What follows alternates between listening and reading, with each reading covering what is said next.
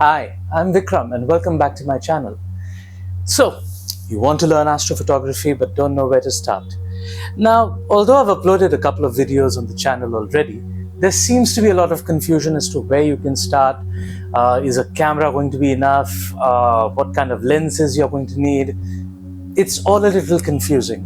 So what I'm going to do is I'm going to break down the different levels of astrophotography, tell you exactly what kind of gear you'll need for each one of those levels, and get you started at least on the basics till I come up with the next video and show you how the shooting is done. Cool? Let's get started. Okay, so level 1, phone. Now, you might be looking at me with a little bit of suspicion and saying, Vikram, how is it possible that you could do something like astrophotography with a phone? And I'm here to tell you that although it does not yield the perfect results, you could, in theory, in practice, do astrophotography with any phone that has a manual setting available for it. Now, my phone is a OnePlus 11, which is quite well, I won't use the word dated because I don't like to think of phones that way, but it does have a manual mode, and I'll show you very quickly of how to go about setting up your astrophotography settings in your manual mode. But you will definitely need a couple of things. The first non-negotiable thing in astrophotography, whether you're doing it with a phone, a camera, or anything else, it's going to be a tripod. Okay, now I'm one of those people who if I spot you in any one of my astrophotography programs and see you with a tripod that is very light, very flimsy, and it seems like one of those tripods that you got for about 1,000 rupees of Chroma or Amazon, I will look down upon you and I'll tell you that you've gone and done the bad thing. You've been penny wise and pound foolish, or so to speak, because what you've done is you've got a very beautiful camera. You've spent a lot on the camera, but you've essentially skimped out on getting a good tripod. Because this is what happens, and I'm just going to demonstrate it to you in a way that people understand. You've got this tripod here. Okay, let's assume that you've mounted a very expensive Sony camera onto it, or a Nikon or a Canon camera onto it, and you say that as long as the camera is good, the lens is good, how does it matter? This is how it matters. You put the expensive camera on this flimsy tripod, you get your settings, everything is dialed in, a gust of wind comes, and what do you think happens? The flimsy tripod is going to fall down, and with it is going to fall down your very expensive camera and lens. Now, this is not something that you want to happen in the field to you. This is not something that you want to ever happen. This is not something that you ever want happening with you. And trust me, it's coming from experience. I've broken one lens, although it was a kit lens, but a kit lens is a lens. And I've broken a lens because I thought, well, it's not really that windy. Maybe the center of gravity looks fine. Maybe my camera can take it. No, it didn't take it. It was expensive, and I spent the next 3 days silently crying through one eye because I knew that my kit lens was destroyed. So, non-negotiable, tripod is essential. Now, I don't want you to get a super heavy tripod for a phone. That's going to be a little bit of an overkill. But this type of tripod, this is what I have got for my phone, and if I want to do some really static shooting with one more piece of gear that I'll explain very quickly. This is the Digitech tripod, and you can read the model number right from there. And this is absolutely fine if you want to take your phone and attach it to your tripod. You just loosen this up, okay, tighten it like so, remove the adapter plate. Hold on, where's my, oh, there it is. Okay, take this adapter plate and then screw this on.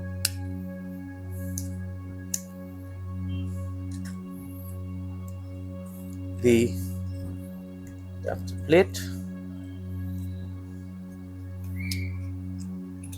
Seems good.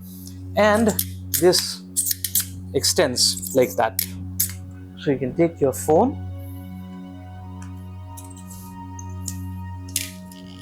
extend it like that. Make sure it sits very snugly into the adapter plate. Lift up your tripod.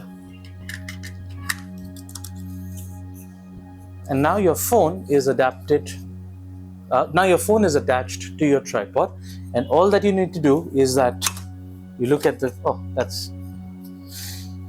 tighten the tripod hands, ladies and gentlemen.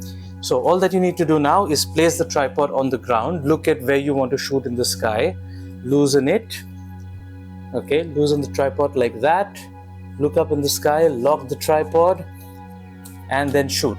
Now what settings? Those are just coming up. So what are the settings going to be like? What are we going to do with the settings? So the first thing is you come to your pro mode if you have one. Okay, you'll have photo, you'll have video, and you'll have pro mode. From the pro mode, look at the shutter speed right there. Okay, select the shutter speed and take it up to about 15 to 30 seconds. Anything is good in that range. Okay, because it's going to require a long exposure. So between that range is absolutely fine. And once you have that, you can go to your ISO, go ahead and select the maximum ISO that you can. Okay, and there's a reason why you should select the maximum ISO. You see, I obviously tell people during my events that when you're doing composition shots, when you're taking shots that are simply for finding out what your camera is looking at, if the composition is good or not, often they'll take 25-30 second shots and they'll just keep going. And to find composition, you'll need at least maybe 5, maybe 10 good shots. And if each one of those shots is about 25 to 30 seconds long, that means you've wasted all that time just to find good composition. So don't do that. Trust me. Look at your camera, let it go to the highest ISO that it can, and then just take a composition shot with lower shutter speed, maybe like 4 seconds or 5 seconds, and that's all that you're going to need to find out the composition for that image. If you need some more time, you can do that, or you can do one final shot with the final settings that you've dialed in after you've tested for composition, beg your pardon. But till you've done that, there's absolutely no need to keep shooting at like 30 seconds or 25 seconds for each shot. That's just a waste of time. Anyway, so coming back, it's about 25 to 30 seconds of shutter speed. Your ISO should be anywhere between ISO 2500 and 6400 depending upon what you do. Be very careful with the exposure value. Don't overexpose or underexpose it. Okay, and then you can go ahead and try shooting the image, and the image should gradually be shot like that. Okay, now nothing is obviously going to appear on our screen because, well, it's daytime and that's when I'm shooting. But whenever you shoot at night, it's going to appear much better. You're going to have a sky filled of stars. The only thing that you might need to worry about is the focus, and you'll have to select that focus there, and it will be beneficial to learn about this much better. Okay, white balance, I'd recommend you keep it about between 4100 to 4600 depending upon where you are. Okay, so those are the settings that mostly you need to know. Oh, and yeah, don't forget, please always shoot in RAW. Okay, RAW plus maybe if you want to, but RAW at the minimum. Okay, never shoot in JPEG, always shoot in RAW, even if you're shooting on your phone. So those are the settings for your phone. Okay, so level 2, now that we've done with our smartphone,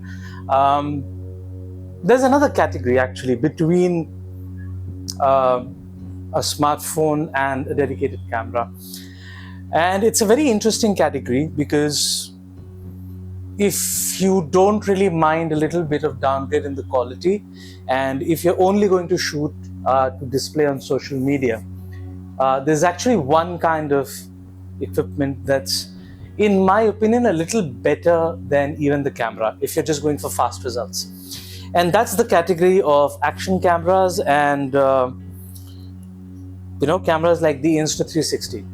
Okay, so I've got the Insta360 X5, which I believe I purchased last year, and it's been with me to Ladakh. It's been with me to all my personal vacations. It's been with me to Camp Suryamal, where I shoot a lot with it. And to be honest, it's just a big, okay. And this little camera can do wonders. It can take time lapses, it can take extended shots, 25-30 second shots of the night sky. And the cool thing about this is it can process everything inside your phone app. So you don't need to worry about if you know Lightroom, if you know Photoshop, if you're acquainted with Adobe Premiere Pro, or if you're acquainted with DaVinci Resolve, or anything of that sort for that matter. So if your aim is just to take cool astro shots, cool looking astro shots, and you don't really want to bother with expensive high-end cameras, and this is just your groove, this is easy for you to carry, just go for this, man. I mean, I've had a very positive experience with the Insta360 X5. People have told me good things about GoPro Fusion and doing a star lapse on the GoPro Hero and things of that nature. And even the DJI, I believe there's a new DJI 360 camera as well. So I'm not sure if they offer the same kind of comfort that maybe the Insta360 does, but if they do, good for them and good for you. You can select one that fits in your lifestyle. And honestly, if you don't want to carry about this camera, which seems to be pretty large, and I haven't even shown you the lenses yet, plus the other camera which I'm shooting on right now, and if you don't want to do all that, if you just want a very lightweight thing, go for it. Wholeheartedly go for it. If you're shooting only for social media, go for it. If you just want to see a cool, star trail happening, go for it. So yeah, that's my understanding for this. So this is level 2. This also can be done 2 ways. Now the Insta360 came with its own tripod and selfie stick. I believe this is what they call the invisible selfie stick. So you can lay this out and you can shoot a photograph just like that, and the software will make the selfie stick disappear. Or if you want, you can extend the tripod like that, keep it on ground level and just let it go. I also believe it can be controlled from the phone app. So you can dial in all the settings and do whatever you want and do it from there. If you think the height is a problem, if you think you want it to be a little more taller than the inbuilt tripod allows for it, then use a tripod similar to the tripod that I just gave you, this tripod.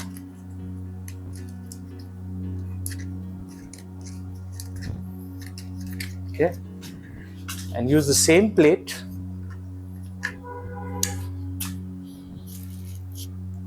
Attach the Insta360 to the plate. And the best thing about 360 cameras is, which I love about them, is that there's no sense of pointing in the right direction. Like you're always going to be pointed in some direction or the other.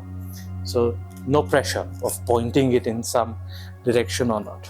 Okay, so that's that. So I've got this Insta360 installed. This obviously won't make the ground disappear. I don't know if that's something important to you. Okay. And you can then extend the camera legs, sorry, the tripod legs, I beg your pardon.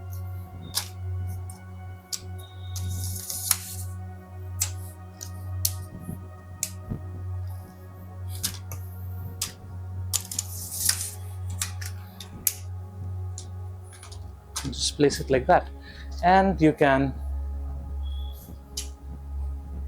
hold it like so. And there you have it. You don't really have to worry about it that much.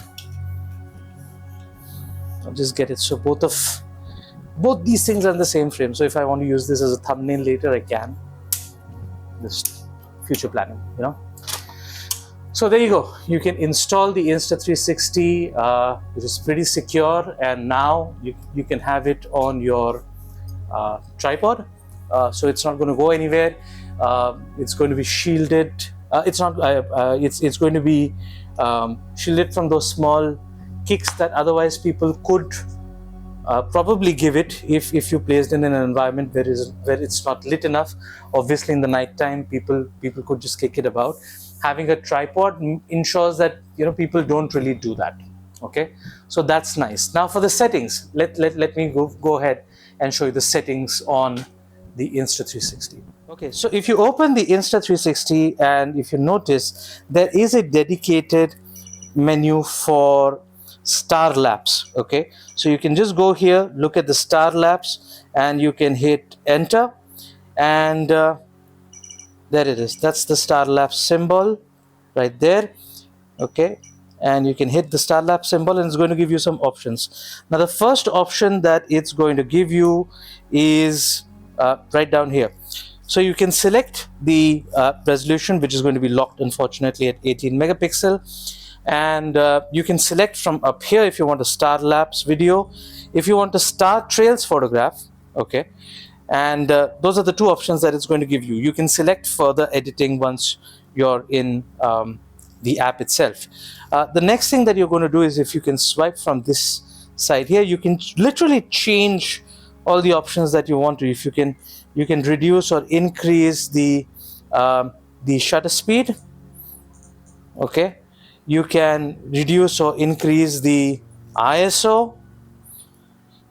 Okay, you can even play around with the white balance. Now I'm quite surprised to find the plethora of options available for a small device such as this.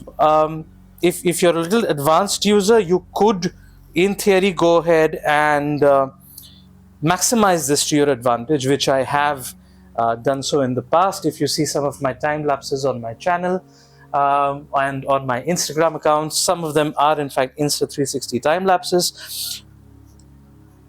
You could in theory just go ahead and select star lapse.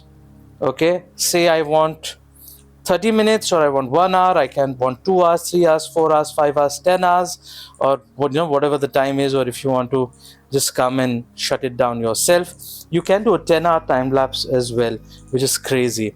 Okay, and once you hit this circle here, which is the button to start it, now it just starts shooting. Okay, if you've put it on auto, it will do auto settings. Manual, it'll do manual settings, but it'll just start shooting. So this, I think, is a fantastic option if you don't really want to go into the whole super duper settings route, or have super clear time lapses or astrophotographs. You could just take an Insta360 and go crazy with it. Okay, so that's level 2. I'm very curious if you've got any questions if you want more information, or if you want to know my experience or see a shoot live happening, do let me know. Do comment down below, and I'll do whatever is possible to make that happen. Okay, so that was part 1 of the video for this time. I won't say that we've covered a lot, but we've certainly covered certain aspects about getting into astrophotography. As we go into part 2 and beyond, we'll explore a little more. We'll dive a little deeper, and I promise for all of you nerds out there, I'll have something in for you as well. So that's it for now, and I'll catch you soon in the next part of the video, which will come out in some time. Thank you and goodbye.